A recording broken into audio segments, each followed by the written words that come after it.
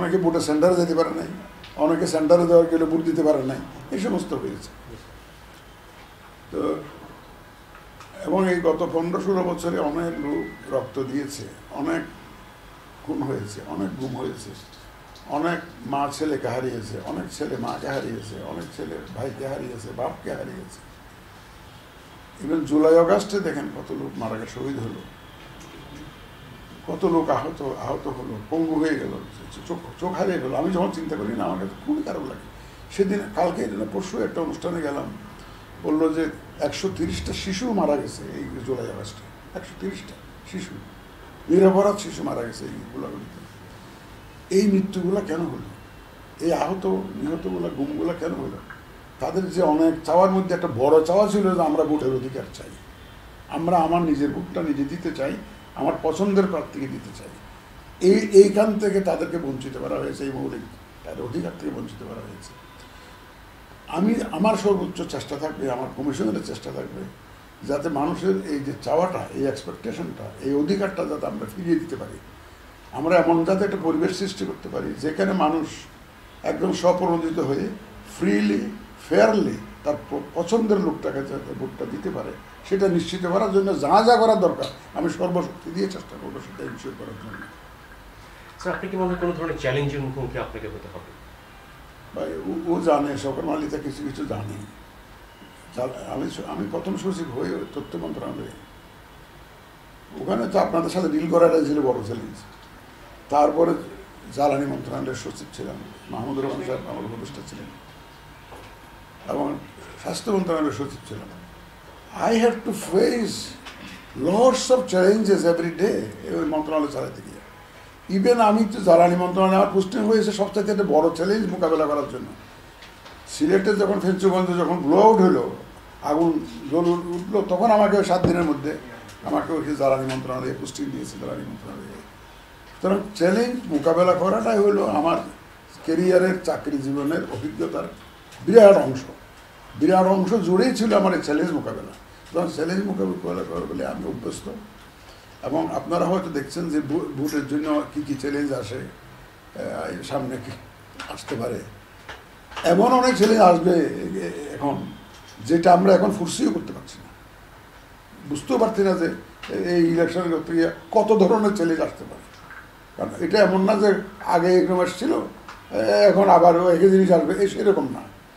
নিত্য নতুন চ্যালেঞ্জ আসবে এবং আমরা যত সময় যাবে এই চ্যালেঞ্জ মোকাবেলা করেই আমার আগাতে। স্যার, আপনি বলেছেন আমার সর্বোচ্চ চেষ্টা থাকবে, আমার কমিশনের চেষ্টা থাকবে, যাতে মানুষের এই যে চাওয়াটা, এই এক্সপেকটেশনটা, এই অধিকারটা যাতে আমরা ফিরিয়ে দিতে পারি।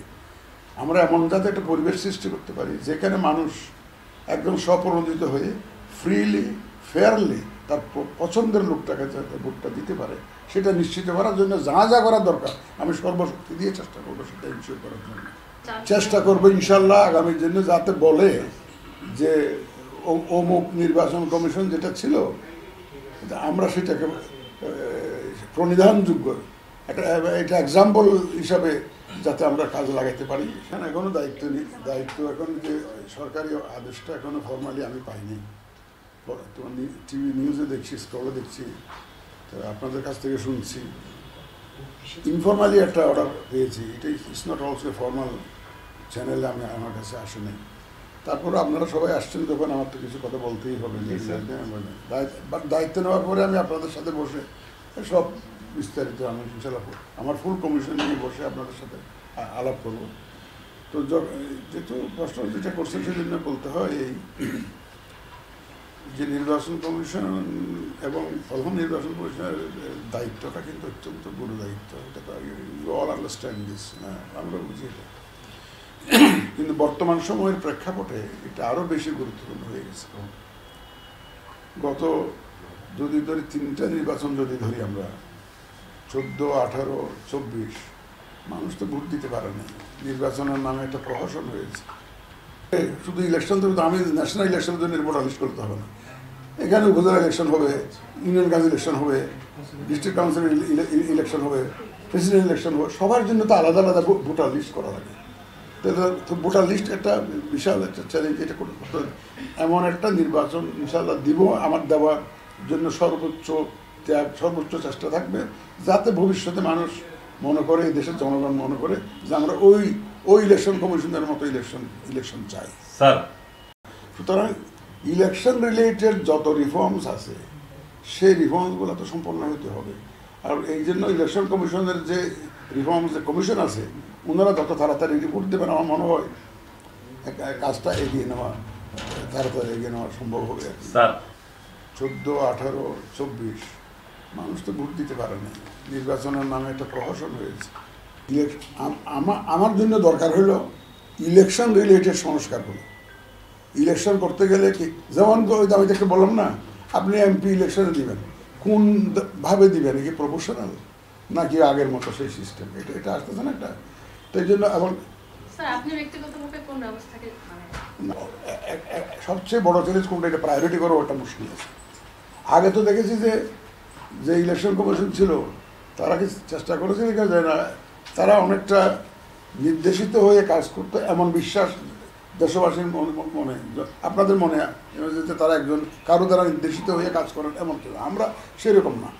কারণ একটা সুবিধা হলো যে কি, আমরা যে কাজ করবো এখন মূলত প্রথম ইলেকশন যেটা ন্যাশনাল ইলেকশন যেটা হবে, ওটা ইন্টারিম গভর্নমেন্টের আন্ডারে। And man like professor Yunus, ওনার তো কোনো রাজনৈতিক অভিলাষ নাই, বারবার করে বলছেন। সুতরাং আমরা রেফারের ভূমিকা থাকবো, উনিও তো রেফারের ভূমিকায় আছে বাংলাদেশের জন্য সত্যিকার।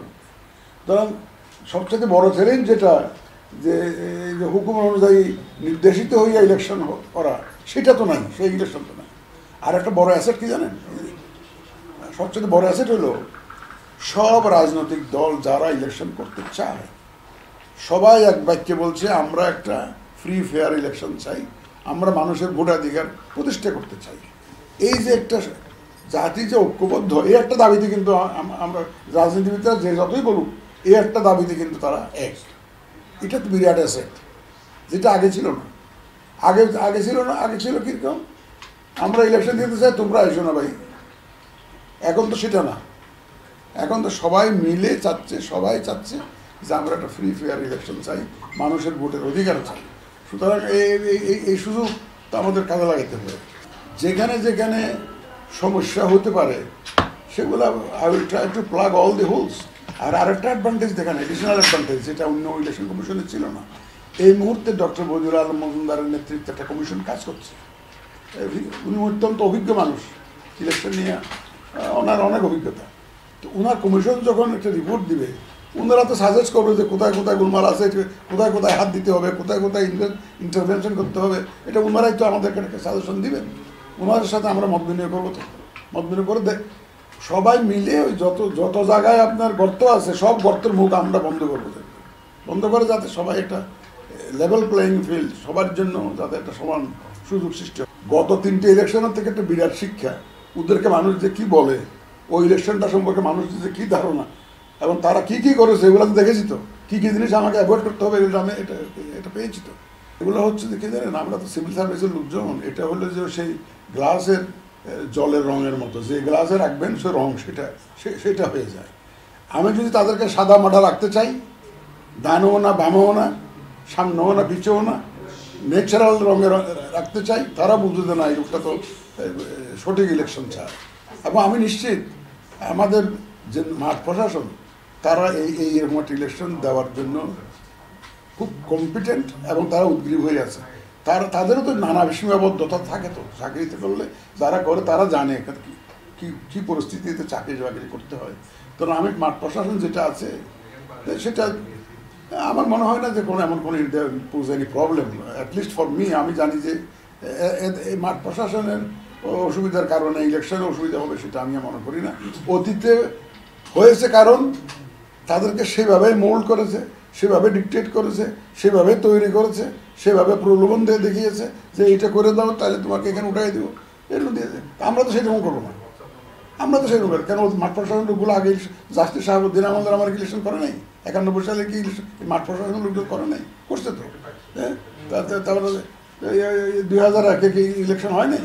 এটা হয়েছে তো। যদি আপনি তাদেরকে এরকম বন্দোবস্ত একটা সুযোগ দেন, দেখবেন যে তারা ঠিকই কাজ করতেছে। ভোটারিস্ট এমনভাবে তাড়াহুড়া করতে গেলে হয় কি, বয়স দেখবেন ছেলের বয়স হয়ে গেছে 71 বছর, বাবার বয়স হয়ে গেছে 17 বছর। স্বামীর নাম হয়ে গেছে বাবার জায়গায়, বাবার নাম হয়ে গেছে স্বামীর জায়গায়। এরকম হবে, মা বাবার নাম ঠিক নেই, তাড়াহুড়া করলে এই সমস্ত ভুল ত্রুটি হয়ে যায়। তাহলে ভোটার লিস্ট একটা ব্যবহার করার আগে, আর প্লাস একটা কমিশন সরকার করেছে, ইলেকশন কমিশনটাকে রিফর্ম করার জন্য একটা সরকার কমিশন করেছে, বাবার জায়গায় বাবার নাম হয়ে গেছে স্বামীর জায়গায়। এরকম হবে, মা বাবার নাম ঠিক নেই, তাড়াহুড়া করলে এই সমস্ত ভুল ত্রুটি হয়ে যায়। তাহলে ভোটার লিস্ট একটা ব্যবহার করার আগে, আর প্লাস একটা কমিশন সরকার করেছে, ইলেকশন কমিশনটাকে রিফর্ম করার জন্য একটা সরকার কমিশন করেছে। এই কমিশন কি বলে দেখি, এই কমিশনের রিপোর্টটা উপরে তো আলোচনা হবে, পলিটিক্যাল পার্টির সাথে সরকার আলোচনা করবে, কয়টা সিটের জন্য করবে, এটা কি প্রফেশনাল হবে নাকি আগের মতো সেই ট্রেডিশনাল যে ফার্স্ট পাস দ্য পোস্ট, সেই যে কে সেরকম হবে। এই জিনিসগুলো তো ফয়সালা লাগবে তো, তাই না? কয়টা পোস্ট এমপি কয়জন হবে এগুলো তো নিয়ে বিতর্ক হচ্ছে, তো কিছু বলে নাই। আমি গতকাল থেকে তোমাদের মতো সাংবাদিকদের কাছ থেকে বিশেষ কোনো দলের প্রতি আমার কোনো দুর্বলতা নাই, এবং আশা করি আমার পুরো কমিশন কোনো দলের জন্য কাজ করবে না। একটা বিতর্ক আছে ওইটা নিয়ে, কেউ পক্ষে কেউ বিতর্ক আছে। It is premature for me two comment on this, আমার জন্য এটা প্রিমেচিউর, আমি এই ব্যাপারে কোনো মন্তব্য করতে চাই না। সময় যখন আসবে, ইলেকশনের সময় আসবে, ইউ উইল অল সি, আমিও দেখবো তোমরাও দেখবা যে কি ইলেকশন হচ্ছে, দেখবা আওয়ামী লীগ আসতেছে কি আসতেছে না, সময় আসলে দেখবা। বাট এটা আমি মনে করি যে আমার জন্য এটা